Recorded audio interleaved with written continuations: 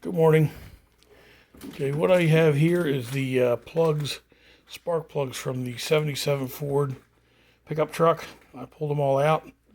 I'm changing them, and I just wanted to take a moment today to show you some things I found that might be of interest as far as kind of a learning experience. I know I'm learning things too. All right, first and foremost, what I do when I take the plugs out is I line them up according to the cylinder number, as you see here, 1 through 6. And that way I can determine how the individual cylinders are running. And if you look at this plug here, I don't know whether you can see it with a shadow, but anyway, you can take my word for it. It is pretty decent. There's no carbon fouling. There's no fuel deposits. There's no mechanical damage to it.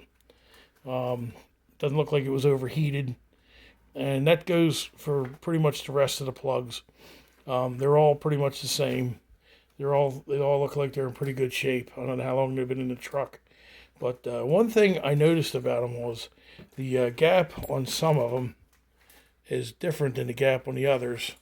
If you look at that one right there, let's see. That one's kind of close. So let me try to hold the phone and do a gap at the same time here. I have my gapping tool here. I'm going to see what the gap on this is. I don't think I can show it to you, but let's see here. I'm going to say that's a... Oh, wow. That is close. Okay, the gap on that plug right there, number 1, is 020. Now these are supposed to be gapped at 044. Okay, 044. Now, let me see this one here. That one looks a little bit better. And let me find 044 in my little thing here.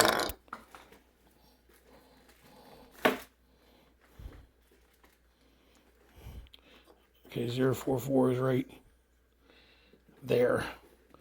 Okay, we're going to use this one here. And again, you're going to have to take my word on it. Okay, yeah, this is about 044, maybe a little bit bigger.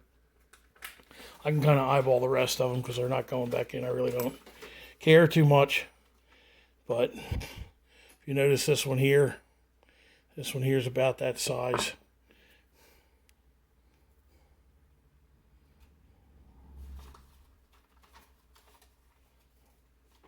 That's a little bit bigger. That's a little bit bigger than 044.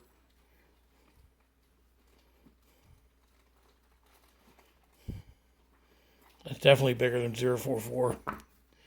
And this one here, I'm going to say, yeah, that's bigger than 044 as well. Now, a lot of times people get plugs, they don't pay attention to the gaps in them, and they just slam them in without checking the gaps, re-gapping them. They don't, unless they specify from the factory, they don't come pre-gapped. So you have to assume that the gap is not correct. Like this spark plug right here.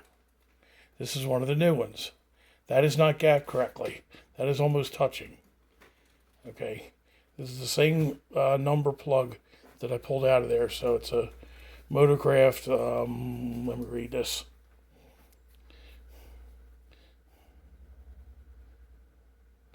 BSF 42CA, and that's what the